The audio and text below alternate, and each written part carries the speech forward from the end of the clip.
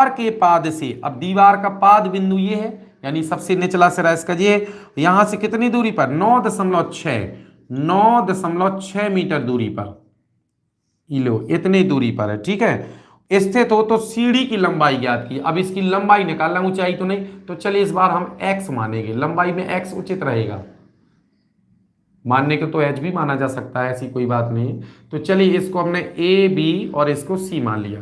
तो अगर हम ध्यान से क्वेश्चन को पढ़ें और समझें तो बिल्कुल जितना वो कहता जाए बिल्कुल उसी चीज से आपको करते जाना, बिल्कुल वैसे ही करते जाना, वैसे ही इसकी आकृति खींचते चलना है, लेकिन थोड़ा सा सोच प्रैक्टिकली और चित्र जो है आकृति काल्पनिक बनाना, ठीक है। अब हम देखेंगे इसमें करना क्या है, तो हमें इसमें क्या करना, सीढ़ी की लंबाई को ज्ञात करना, ठीक है। अब लंबाई ज्ञात करने के लिए हमें ये देखना है कि हमें जो दो भुजाएं दी हैं वो कौन कौन सी हैं। तो ये कौन सी भुजा है, तो न्यून कोण के सामने ये तो लंब है जिसको हमें ज्ञात ही नहीं करना है, ठीक। और ये भुजा कौन सी हो गई, तो आधार हो गई लंब की जो, ठीक है। कर्ण और लंब को छोड़कर बची भुजा आधार है, तो ये आधार हो गई, ये हो गई कर्ण। तो आधार और कर्ण के हिसाब से देखें, संबंध में देखें, तो या तो आप कौस लगाएंगे और या फिर सेक लगाएंगे, ठीक है।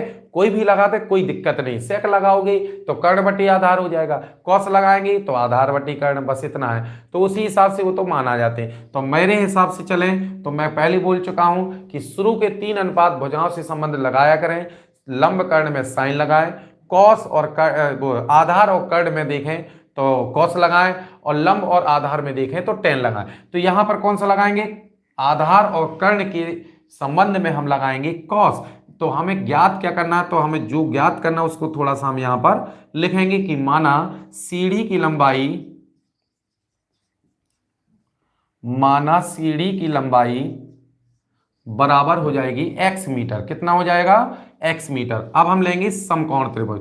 तो समकोण त्रिभुज नाम जो भी दिया हो वही आप यहां पर मेंशन करेंगे, ठीक है, वही को टेकअप करेंगे। तो समकोण त्रिभुज ABC में देखें तो यहां पर देखिए क्या हो जाएगा, तो कॉस लगाएंगे और कोण आपका न्यून कोण जो भी होगा क्वेश्चन के अकॉर्डिंग और आकृति के अकॉर्डिंग, तो यहां पर 60 है, तो cos 60 बराबर हो जाएगा आधार यानी कि BC और कर्ण यानी कि AC बटे में, ठीक है।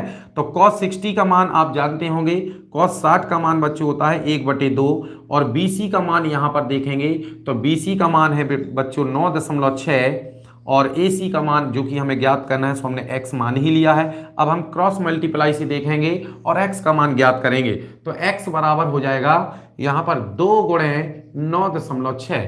तो चलिए गुणा कर लेते हैं बच्चों, अब 2 का गुणा करेंगे तो 2 6 का 12 हो जाएगा, ठीक है। 2 6 कितना हो जाएगा 12, हाथ से 1 हो जाएगी, 2 9 18 19.2। अब डायरेक्टली चूंकि थ्योरिकल क्वेश्चन है तो लास्ट में कंक्लूजन के हिसाब से देखें तो हमें थ्योरिकल तरीके से ही जवाब देना चाहिए, ठीक है, तो बिल्कुल उचित रहता है। अतः हम कह सकते हैं सीढ़ी की